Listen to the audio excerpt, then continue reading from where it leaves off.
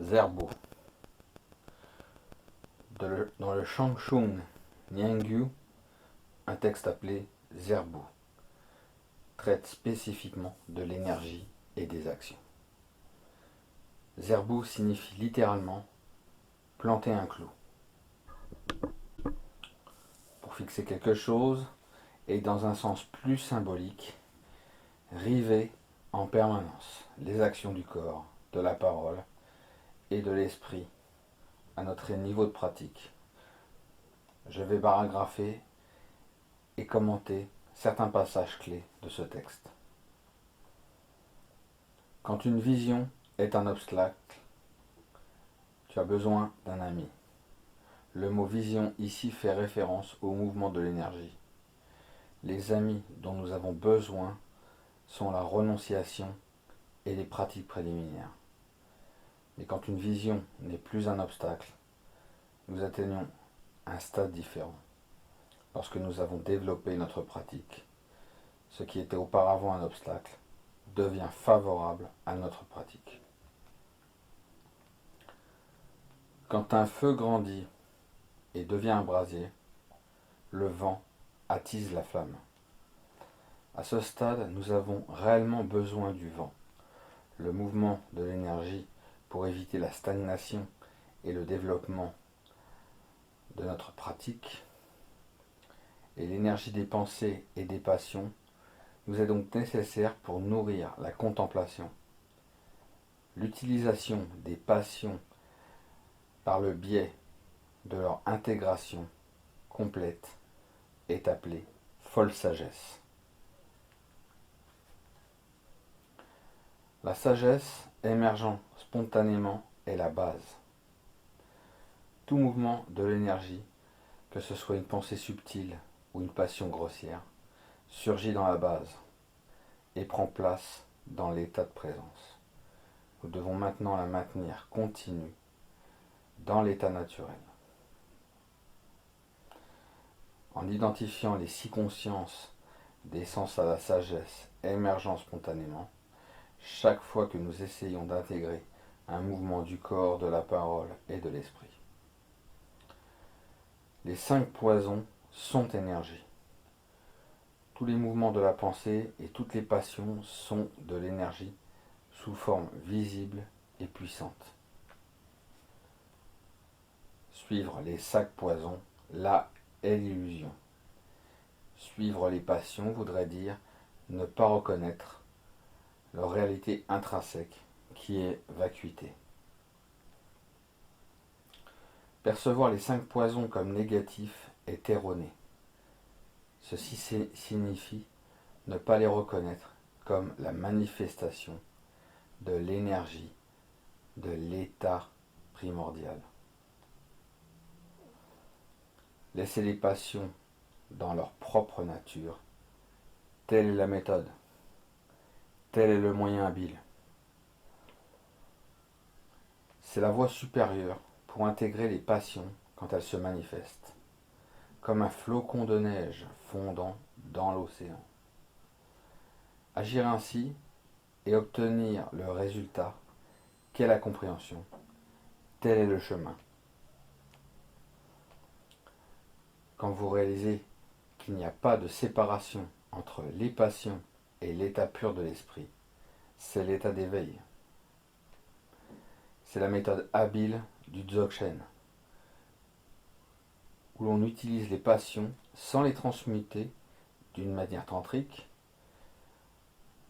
en intégrant ces manifestations de l'énergie, nous comprenons que dans leur nature, elles sont les mouvements de notre état primordial, et elles deviennent ainsi le chemin de la réalisation et de la libération.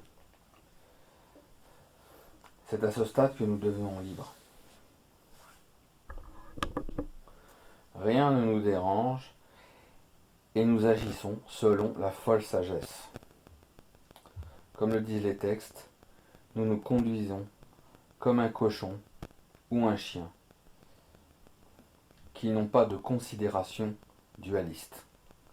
Bien, mal, propre, sale, tout est perçu comme ayant un goût unique.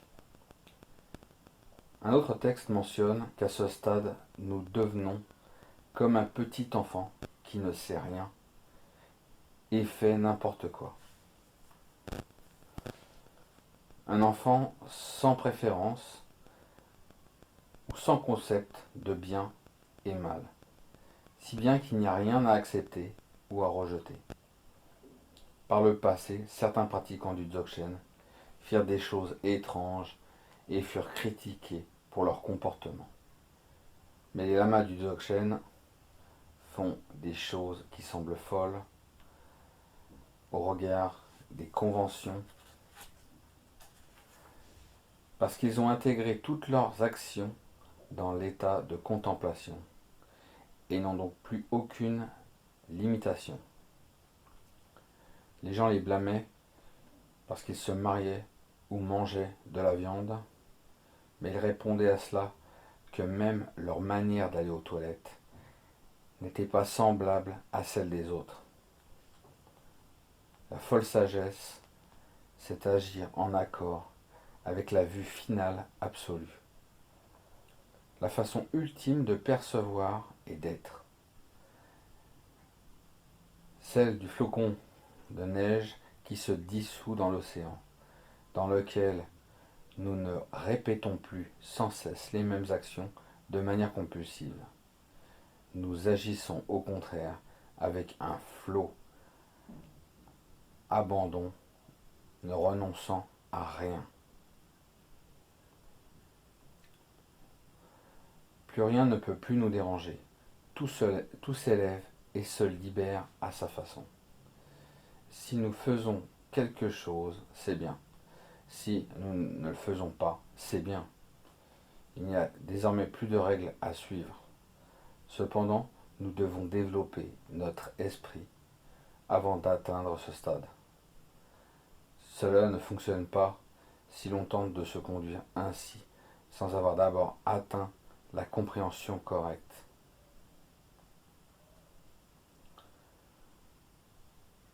Le texte du Zerbou se poursuit.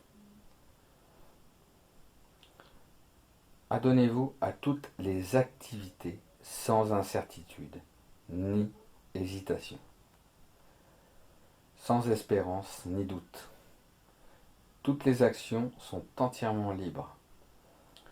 Votre conduite deviendra semblable à celle du paon, prenant toutes les apparences et les obstacles négatifs comme des bénédictions. Triste, laissez-vous complètement aller dans la tristesse. Heureux, laissez-vous complètement aller au bonheur. Malade, laissez-vous complètement aller dans la maladie. Affamé, abandonnez-vous complètement à la faim. Effrayé, demeurez complètement dans la peur. Si vous n'aimez pas quelque chose, demeurez donc complètement dans cette aversion. Tel est le grand vent. Quand la vision est un obstacle, soyez prudent. Mais quand elle devient votre amie, libérez-vous. Car alors tout se transformera en avantage dans votre pratique. Un autre texte, les 6 instructions,